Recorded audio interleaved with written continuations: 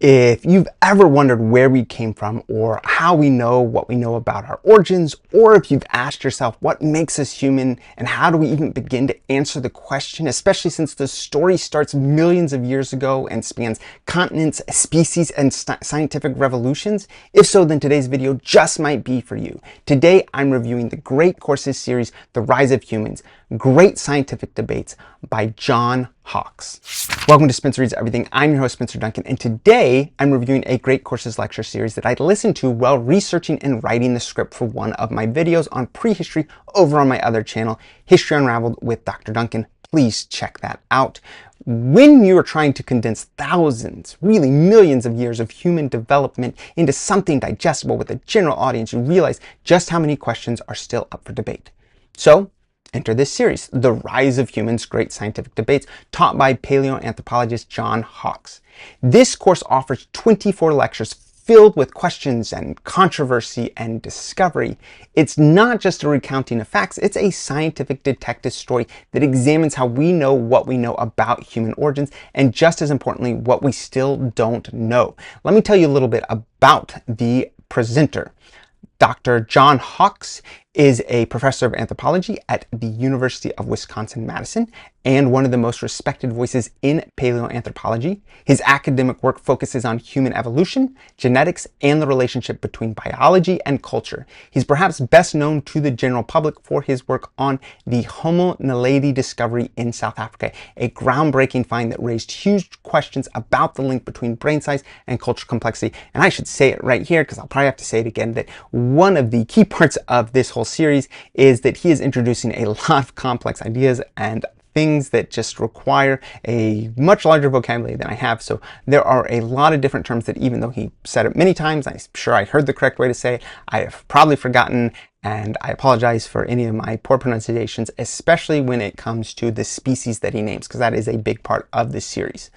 In addition to this lecture series, Hawkes has published academic articles and contributed to textbooks on human origins. He's also an active science communicator through his blog and social media, where he explains complex evolutionary ideas in accessible ways. He doesn't treat scientific consensus as sacred. He respects the evidence, but he is also open to uncertainty, ambiguity, and reinterpretation, something that comes up frequently in this series. Now, let me start by simply naming the 24 lectures. I won't have time to give you a summary of each lecture, but the title will give you a good idea of what is contained in this whole lecture series, and then I will give you the 12 questions that I personally decided were the most important questions to help guide you through all 24 of these, although to be fair, there are plenty more that you could have focused on. Lecture 1, Ramapithecus, Ape Man. Again, start off by asking ourselves, essentially, what are either the first humans, or at the very least, what is the oldest species we can find from which we can say we are descended from, even if there are other points of divergence, hence this question of an ape man. Lecture number 2 is Australopithecus afarensis, an ancestor or not? This is, of course, the famous Lucy skeleton, which a lot of people are familiar with, and this is a big question about whether we are actually descendants of the same species. That is not going to be an easily answered question, and it is certainly something that he is constantly asking. Lecture 3, Ardipithecus, hominin or not? Again, this gets at the heart of the question of what it means to be a human, and so he's frequently asking the question, well, not just human, but the evolutionary story of the humans, so he's frequently asking questions about, is this species a hominin or not, and why that might be the case. And so one of the things that he's going to look at is the footprints that we have. Does it suggest that they walked on 2 legs? What types of tools did they use? And just raises a whole lot of questions about what it is to be hominin, and of course eventually what it is to be human. Lecture 4, brain structure versus brain size. Fascinating debate, and I think he gives a lot of great points there, and he actually continues on with a lot of other discussions. Lecture number 5, the dietary hypothesis. This, oh man, it is a wonderful lecture that looks at all sorts of stuff about when did we start using fire to cook our, not just our meat, but also when did we use it to start cooking grains so that we could eventually see the evolution into agriculture, and of course when did that happen, this idea of hunter-gatherers versus agriculture, lots of questions to explore there. In lecture 6, Africa or Asia, this is again this long-standing question about where exactly did humans originate, and then what are some of the big debates about that evolution. Lecture 7, an ape's view of the older one. And so that is, again, taking a look at an interesting point in archaeology and in human history. Lecture 8, who was Homo habilis?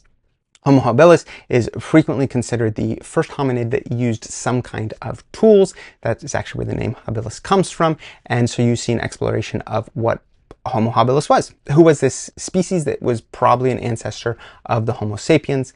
Lecture 9, how big was Homo erectus? Homo erectus' defining feature is the fact that he was much larger than previous hominids, at least as far as we can tell from the fossil record. And so he asks the question, how big was the Homo erectus? And surprise, it is mostly going to be impressive to previous hominids and probably not all that impressive to a full-sized modern human. But again, feel free to listen to that to get more information. Lecture 10, the Mobius line. This is an exploration of a theoretical line that runs through North India, and it essentially is a dividing line that determines a certain element of not necessarily development, but a particular set of tools that got used. The bifacial tools, so thinking specifically of when you think of a Stone Age axe and it has those two heads on it, that was probably the defining tool that was being explored, and where we see evidence of it and what that might indicate in terms of the state of human evolution. Lecture 11 is called the Hobbits of Flores. They're not actually hobbits. As far as I know, those were never real creatures, but you can see based off their skeletons why they would get that term and why that would be an appealing approach. Lecture 12, Archaeology and Cooperation. This is a great lecture that points out a lot of the challenges in terms of not just archaeology, but how archaeologists work together and also how archaeologists work with governments and organizations and just all the different things that can both make it incredibly complicated but also make it a real possibility. Lecture 13, pre-sapiens or pre-Neanderthals. This is a big question that he's asking himself in terms of the development of humans. Are we going to see the predecessors to sapiens come first or the predecessors to Neanderthals? And that is a question that is very much worth asking, especially if you understand the legacy of Neanderthals in the human genome. Lecture 14, what do stone tools reveal about early man? Again, fun little opportunity to just kind of reflect on the consequences of the use of tools and then what the impact of that would have on humans. Lecture 15, did Neanderthals speak? Wonderful lecture that looks at a really important question, because one of the defining things about humans is, of course, our understanding of language. And so asking ourselves, did Neanderthals speak? I think goes a long way in asking not only about that specific group, but also, again, asking in our own reference point of how important is that to us, which brings us to lecture 16, Neanderthals, extinct or ancestors? If you are not already aware of this, but studies have shown that a significant portion of the European and Asian population have it's like 2 to 3% of their DNA can be traced back to Neanderthals. Even those with African ancestry also have not nearly as high, but it's like 0.5 or 0.6% of their DNA can be traced back to Neanderthals. And so there's this question of, did Neanderthals go completely extinct, or the fact that they live on in us in our human genome, does that matter? Is it important? And so he is asking the question, are they extinct or are they our ancestors? Lecture 17, is our Neanderthal heritage important? Of course, going back to that original question about how important is it that we have some of their DNA, and how much does that change our trajectory as a species? And I think it's a fascinating question. Lecture 18, multi-regional evolution versus out of Africa. This is, so I have to say, I have to be clear because there is a little bit of confusion here, at least as far as I understood. I'm not an expert in this field, so I could be wrong, but there's long since been a debate about multi-regional evolution versus out of Africa in terms of the fossil record suggesting that possibly humans may have also evolved from previous species completely away from Africa. I don't think the data on that is as strong. So this was a long-standing debate that really seemed to be tipping towards the out of Africa school of thought. I do think there is a continued discussion about, even within Africa, was there significant development parallel to various species that are eventually going to become the humans or eventually create the human species, the Homo sapiens species in particular. And so I think that this is a slightly different conversation when we look at multi-regional evolution versus out of Africa. And then even within Africa, that continued conversation and that continued question of diversity as well as isolation to development. And I think that he explores both of those in an interesting way. But I do think that that's a bit of a confusing debate as far as I understood it. Maybe just my previous understandings are getting in the way of me better understanding what he was trying to teach. So that's something worth exploring more. Lecture 19, climate's impact on our evolution. There's obviously something that a lot of people are going to connect with as they think about our current questions of changes in climate. However, it is worth noting that this is looking at climate's impact on our evolution over hundreds of thousands of years, if not millions of years. And so it is asking completely different questions, not just about a globe that is slowly increasing in temperature, but also what about a globe that has had far more dramatic changes in how its temperature and climate changes, especially in respect to the Ice Age, or in terms of some kind of global catastrophe, whether it's an asteroid that hit the Earth that could at least temporarily change the climate or permanently change it, and so seeing how we adapted. And so I think it certainly connects with the current discussions of climate change, but he is also trying to draw an even larger depiction of just how influential climate change can be on evolution in the long run. Lecture 20, language, adaptation, or spandrel. This is again continuing the conversation about language. Very interesting. Lecture 21, why did humans start creating art? I love this lecture. I love this question. If you know anything about elements of art, such as the cave paintings in Lascaux, France, those go back about, I want to say, close to 20,000 years ago. And then we have the famous Venus figurines that go back even farther. I think some of those go back as far back as 40,000 years ago. And so we have a lot of questions about when did humans start creating art? What is art? And how important is art in making us a distinct species? Lecture 22, Clovis or pre-Clovis. This is a big question about specifically the populating of the North and South American continent. There is a lot of discussion about the earliest people to come to the Americas, how exactly they got here, whether it was over the Bering Land Bridge, and if that was the case, is there evidence that suggests that even with the people that may have come over during the last ice age when that land bridge was still intact, and if there were already people here, how could that be the case? Lecture 23, farming, migration, or diffusion. So we're finally getting to this monumental event in human history in which we transition from hunter-gatherers to farming, but there's still so many questions to be answered about that. And then finally, lecture 24, are humans still evolving? Wonderful question to ask. I think it's a great way to end the whole series, but it is also a question that he is asking throughout this series. That is not the only time he raises that question, but he certainly takes it on in more detail in that final lecture. So, to summarize all 24 lectures individually, I'm boiling them down into my 12 essential questions and themes that anchor the course. Each of these, of course, represents a major debate in paleoanthropology, and honestly, for every point I have here, this series covers another dozen because it is so rich in the various things that it covers. So, quickly, here are my 12 questions. First of all, where and how did humans originate? It is really the whole point of much of this course. And of course, as we get into those various questions, that's what's going to lead us into a lot of the other questions. Some of them you may even consider somewhat axillary, but I think it's a great question to start with. Professor Hawkes opens the course by grounding us in Darwin's descent of man and early attempts to trace our lineage. And then he walks us through how fossil discoveries from Australopithecus to Homo sapiens gradually reshaped our picture of human origins, starting in Africa, but not necessarily from a single cradle. The course frequently returns to the idea that human evolution was not linear or simple, but a branching, tangled web. Professor Hawkes also highlights how ideas of human origins have shifted with new discoveries, particularly as more emphasis is placed on Africa's diversity rather than a single point of origin.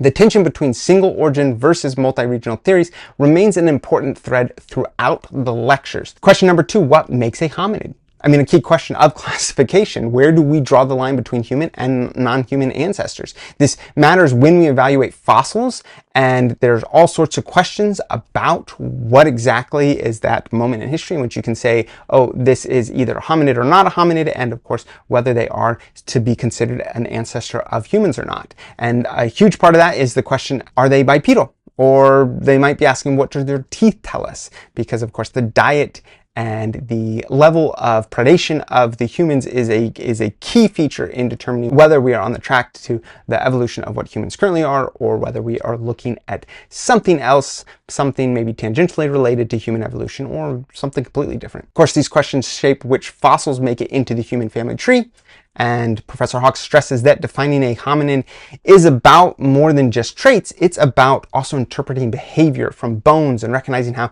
definitions change as we find more fossils. And I think it's a very important question that guides so much of what he is asking when we look at the fossil record in particular.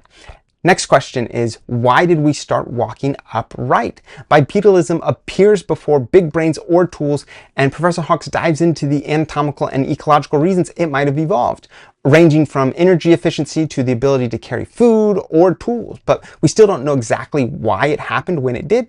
Multiple theories compete, including the benefits of thermoregulation or improved sightlines over tall trees, and as I've already mentioned, freeing the hands for tool use and childcare. It may have been a combination of factors rather than one driving force. Actually, it almost always is a combination of factors, but that isn't to say at least one of those things probably could have played a larger role than the rest. Still ongoing debates. Question number 4, what did early hominins eat? This one's not just about diet. It's also about adaptation and survival. Professor Hawkes uses dental microwear and isotope analysis and jaw morphology to explore the shifting diets of early humans. Were they generalists or specialists? Did meat eating drive brain growth? And then the course explores how dietary flexibility could have been a major factor in the success of our ancestors. Again, Professor Hawkes also investigates whether cooking, especially of starchy or fibrous plants, played a bigger role in our evolution than previously thought. Question number 5, did tool use and hunting define us?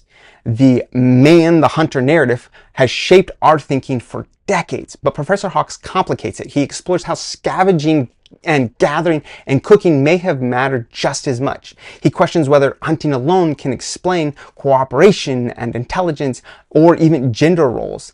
And tools might not have originated for hunting at all, but rather for processing food or even social signaling. He examines how the archaeological record challenges our assumptions about early technological innovation. Question number 6, how did our brains get so big and why? Brain size increased dramatically over time, but at a huge metabolic cost.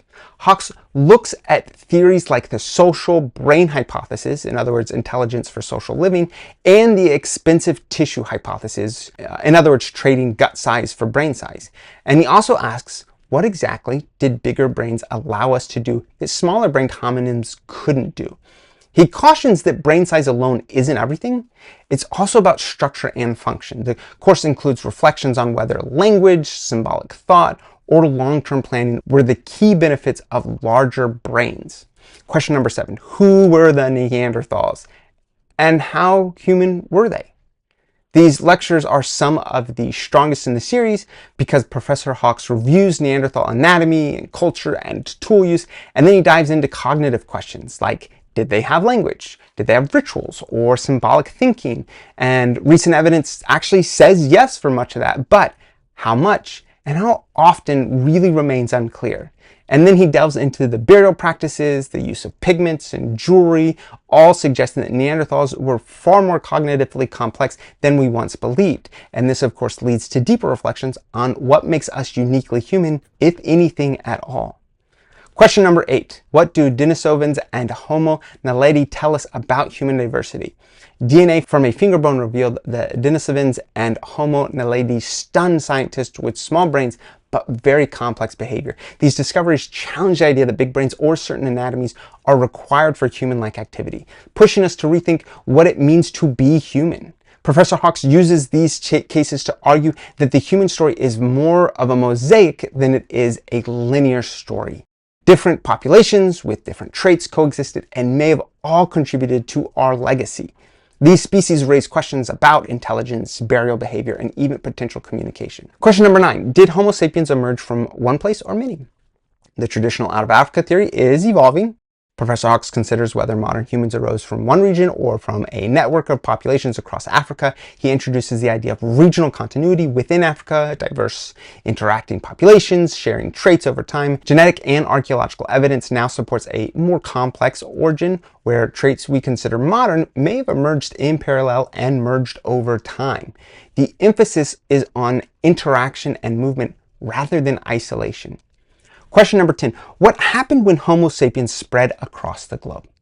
Migration wasn't a straight line. It was shaped by climate and sea levels and interactions with other hominins. And Professor Hawks examines how archaeological and genetic evidence for waves of migration, including bottlenecks and interbreeding events, all of them, how they impacted it. He also emphasizes how quickly humans adapted to radically different environments, from cold Europe to tropical islands. The range of adaptation shows our species' incredible flexibility.